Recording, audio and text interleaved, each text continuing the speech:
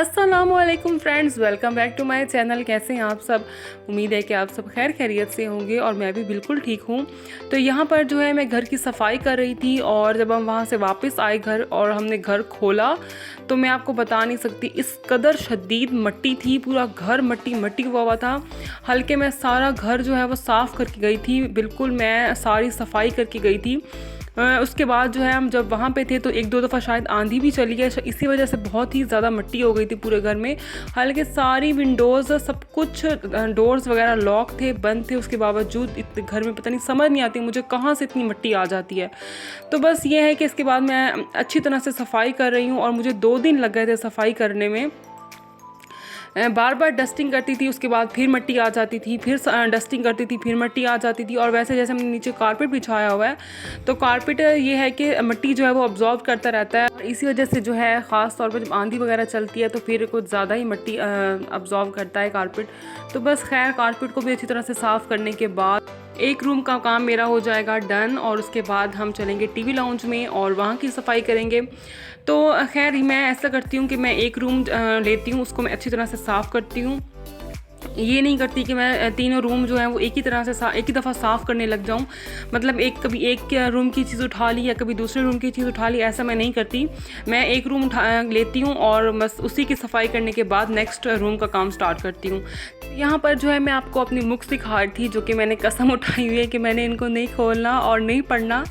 तो खैर ये है कि मुझे इतनी सुस्ती हो जाती है जब मैं बुक्स को देखती हूँ, पता नहीं मुझे समझ नहीं आती। और खैर अब इस कसम को तोड़ेंगे और इंशाल्लाह ज़रूर अपनी स्टडी शुरू करेंगे। तो बस यहाँ पे जो है हम सारी सफाई डन कर लेंगे और उसके बाद मैं थोड़ी देर के लिए बैठ गई थी रेस्ट करने के लिए। मैंने सारा घर चमका दिया था, सब कुछ साफ़ कर दिया था और उसके बाद मैं किचन में चली गई थी खाना बनाने के लिए, लेकिन मैंने उसको रिकॉर्ड नहीं किया है क्योंकि मैं बहुत ही ज़्यादा थक चुकी थी।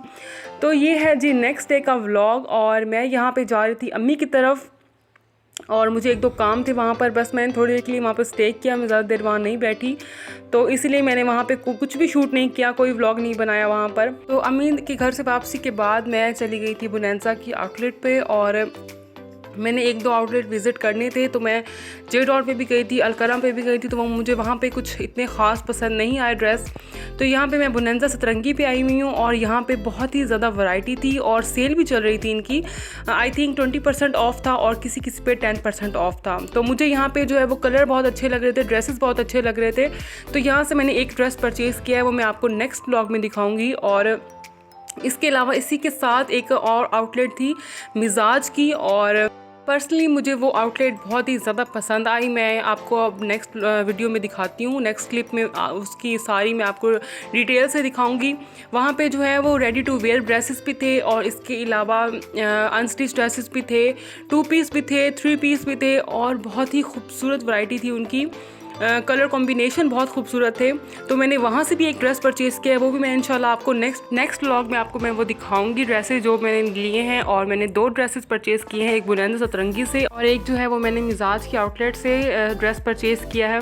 तो अब जो नेक्स्ट क्लिप आएंगे वो उसी आउटलेट के होंगे, ये यहाँ से स्टार्ट हो रहा है। तो यहाँ पर जो है वो तकरीबन 30% सेल थी और किसी पे 50% भी सेल लगी हुई थी।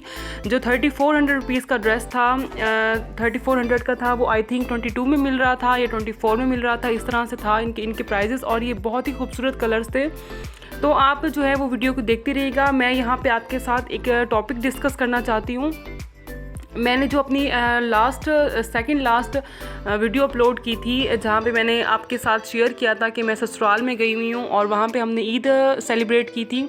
तो मुझे वहाँ पे एक कमेंट आया था कि आप अपने ससुराल में नहीं रहती, क्या आपका उनके साथ झगड़ा हो गया या आपकी कोई अनबन, इस तरह से कोई कमेंट था।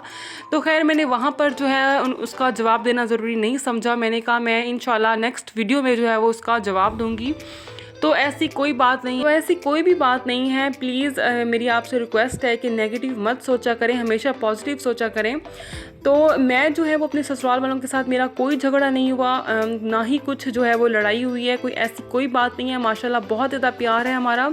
जैसे आपने मेरे पिछले व्लॉग अगर नहीं देखे तो मेरी जो मदर इन लॉ है वो आती रहती हैं हमारे घर, तकरीबन हर मंथ ही आती हैं और मेरे फादर इन लॉ भी आते रहते हैं। और इसके अलावा जैसे जैसे उनको टाइम मिलता है वो सब आते हैं, ऐसी कोई बात नहीं है, हम भी चले जाते हैं। और इस दफ़ा हम ज़ाहिर सी बात है ईद तो हमने वहीं पे सेलिब्रेट करनी होती है, क्योंकि यहाँ पे हम 2 लोग होते हैं, तो 2 लोग क्या सेलिब्रेट करें हम ईद, वो तो कोई ईद हुई ना।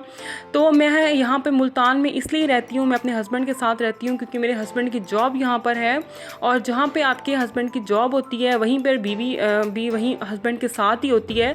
तो मैं 3 साढ़े 3 साल तो तकरीबन अहमदपुर रह आई हूँ। तब जो है हमने अपना घर नहीं बनवाया था, उसके बाद फिर हमने अपना घर बनवा लिया, तो फिर मैं यहाँ पे शिफ्ट हो गई अपनी हस्बैंड के साथ। मेरे हस्बैंड पहले मुल्तान में ही होते थे, तो मैं जो है वो अहमदपुर में रहती थी। 3.5 साल जो है अहमदपुर में रह आई हूँ, और उस टाइम हमारा घर नहीं बना था, फिर हमने अपना घर बनवा लिया, और उसके बाद जो है मैं मुल्तान में शिफ्ट हो गई अपने हस्बैंड के साथ। और ऐसी कोई बात नहीं है, हमारा जो है वो मेरे ससुराल के साथ मेरा बहुत ही अच्छा रिलेशन है, माशाल्लाह माशाल्लाह, और नज़र ना लगे। और क्योंकि वो मेरी जो है खाला भी लगती हैं, जो मेरी मदर इन लॉ हैं, और वो आती रहती हैं, हम भी जाते रहते हैं।